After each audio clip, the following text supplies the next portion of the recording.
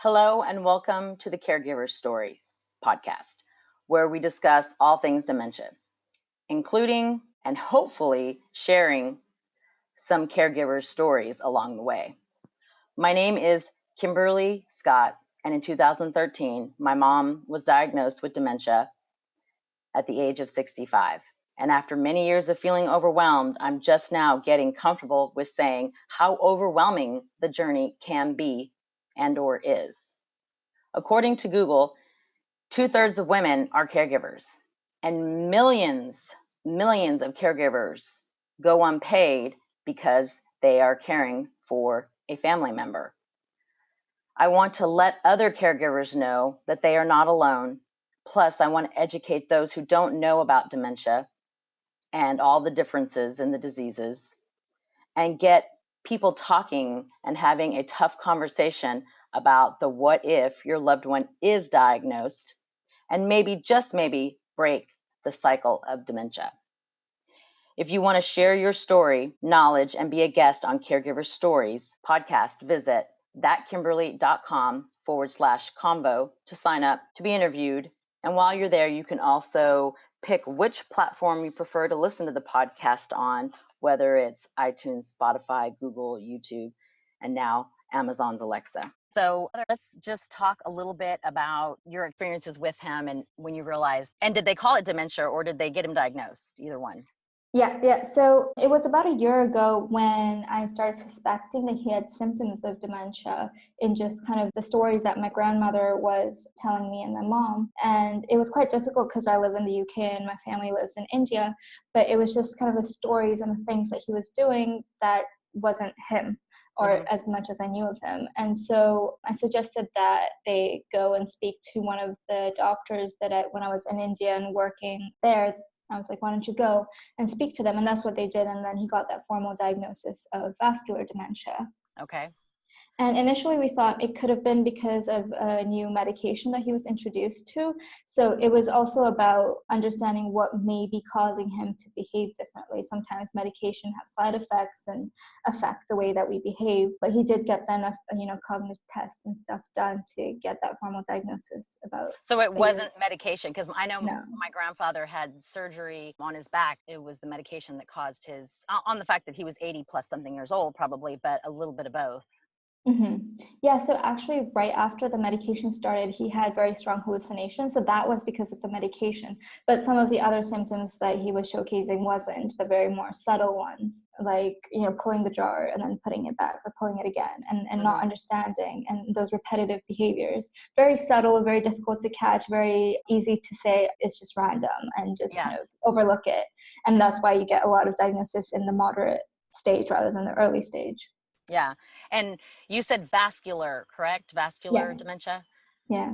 Do they teach you only in school? And I'm asking this in the way that to understand that the dementia is the symptom and not the disease, because I did not realize that until I heard a doctor on the Today Show explain that. So did you already know that it was that vascular dementia? And of course, you probably learned about it in school. Yeah, so I did my undergrad and master's in neuroscience. So I had a bit about understanding of the scientific with the different types of dementia and so forth. But kind of his symptoms were like he was okay most of the time, and then he would have one episode and then he was okay again. And so one of the traits of vascular is you have this constant of being okay, and then it's like a staircase decline, while as Alzheimer's is more of a curve. So you have different characteristics of different types of dementia. And so the reason you have so many different types is it depends which part of the brain gets impacted. So each part of the brain is responsible for memory, for the way we talk, the way we listen, to anything that we do. And so depending on what part of the brain the dementia is affecting, you see those symptoms. Got it. Yeah. That's a great breakdown. When my mom was diagnosed, she's never had the scan, but they did the word test and, 100 questions and different things like that. She couldn't tell us who the president was, the current, it was all short-term stuff that she couldn't tell us, like the day, what day it was, what the year was. She could name who her kids were, how old no, she's never been able to say how old we were. That's always, but things like that sort, long-term memory was fine, but it was the short-term. So, and it was just her regular health care provider that that diagnosed her. And we haven't done the scan because she's physically very healthy and because she plays tennis 4 days a week. And then I had a physical therapist at this community center that I went to volunteer at that said that any kind of exercise that make an individual, the right side tell the left side what to do, helps keep their brain active and healthy, or strong, because the brain is a muscle. Yeah, exactly. Did your grandmother start doing anything different? What kind of changes did they make in his health? If you look at kind of, how do you prolong getting the diagnosis of dementia, or how do you make sure that the progression doesn't speed up, or is this drastic decline? It's to do with, like you said, your mental and physical health.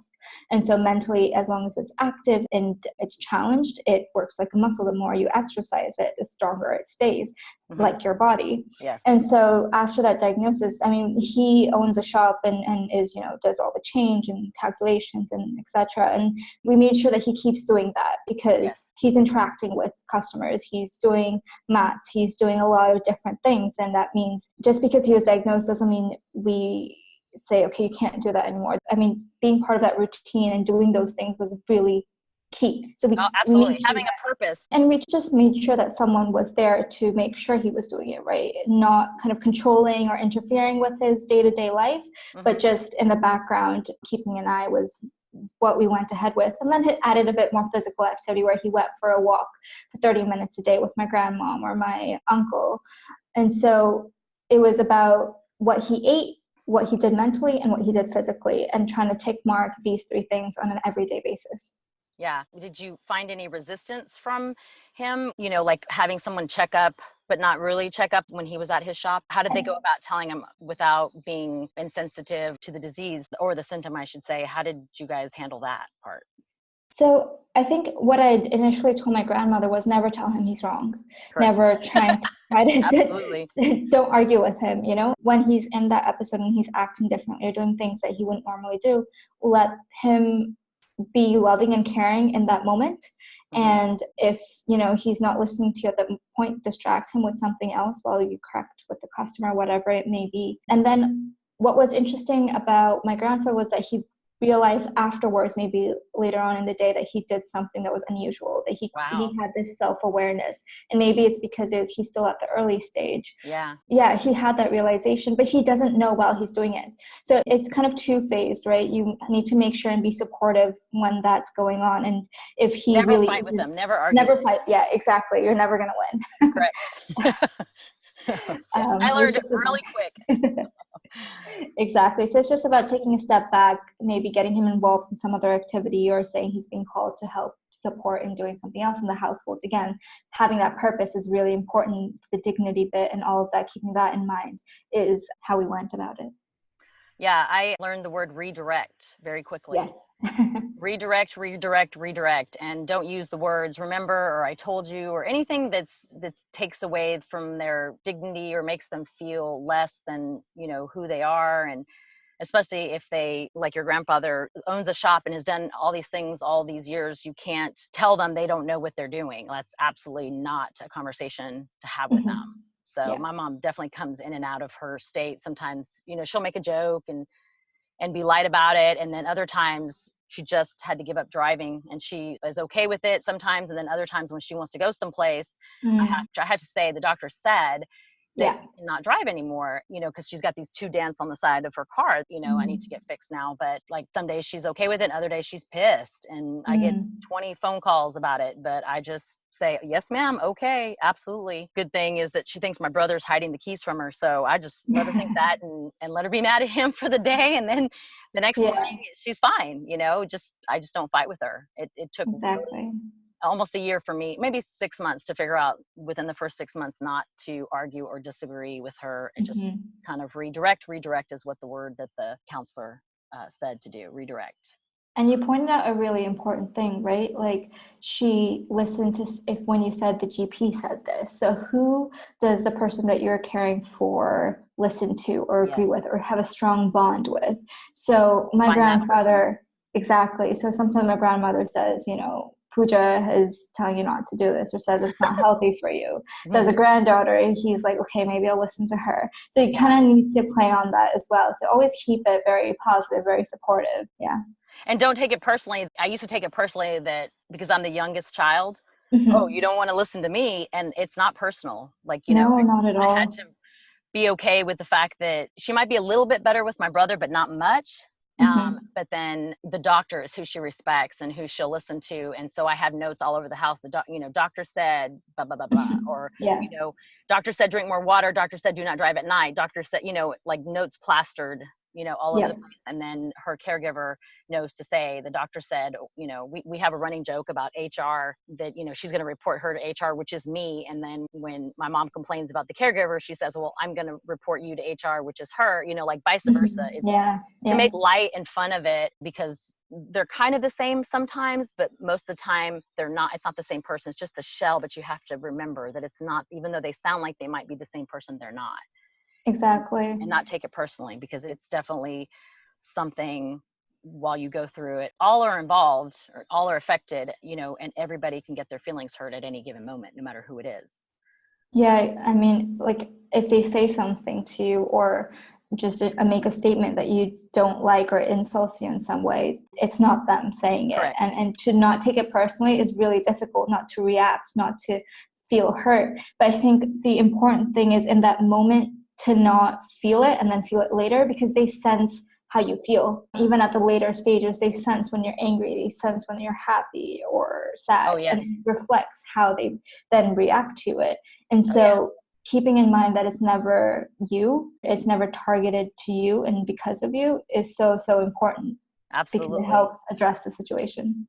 Does your grandmother get out and do things for herself? Because I'm like, she is the full-time caregiver. I mean, my heart goes out to her. I definitely can't imagine what that is like to care for someone you've been married to, so many years. And then because I've heard stories from others that, now the wives are taking care of the husbands or vice versa. Yeah. I'm just a daughter that's taking care of, my mother that I idolize and adore, that I get my feelings hurt, but I can't imagine being married to that person and then slowly watching them become someone else that doesn't even recognize them eventually or doesn't react to them the same way like they used to. Yeah, it's really difficult. I mean, she's with him all the time, right? But fortunately, they live in a joint family. So it's my uncle, my aunt, my grandmother, my grandfather, the grandchildren.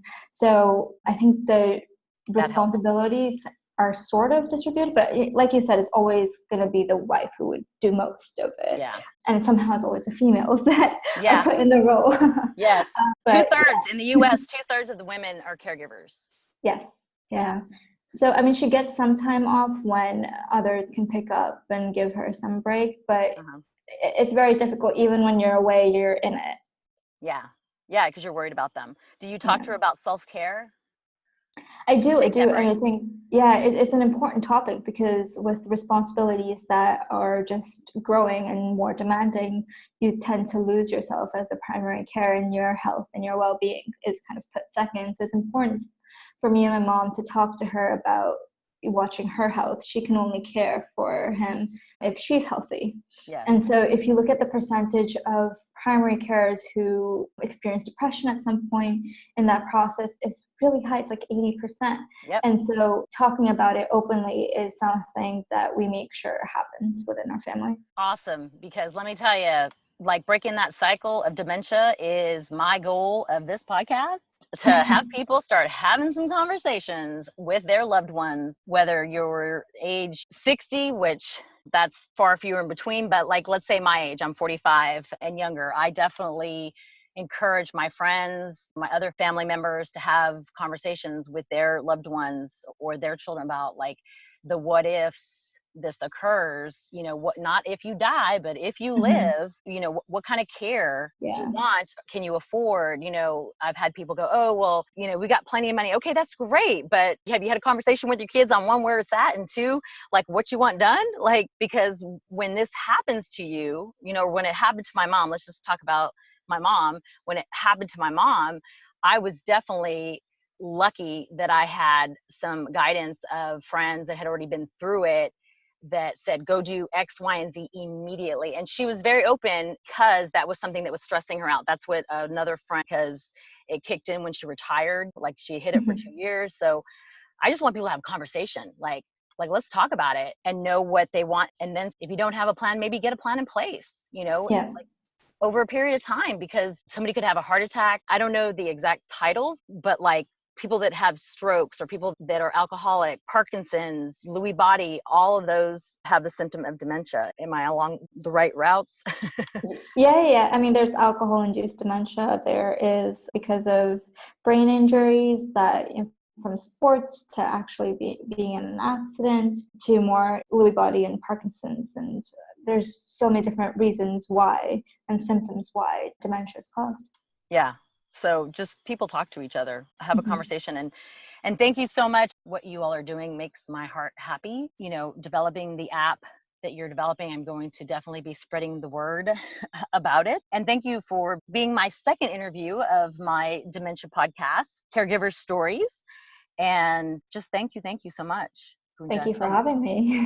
Awesome. Thank you again for joining me today. And thank you, listeners, for listening. If you want to subscribe to the podcast or listen to other episodes, visit thatkimberly.com and you can pick where you want to listen to the podcast.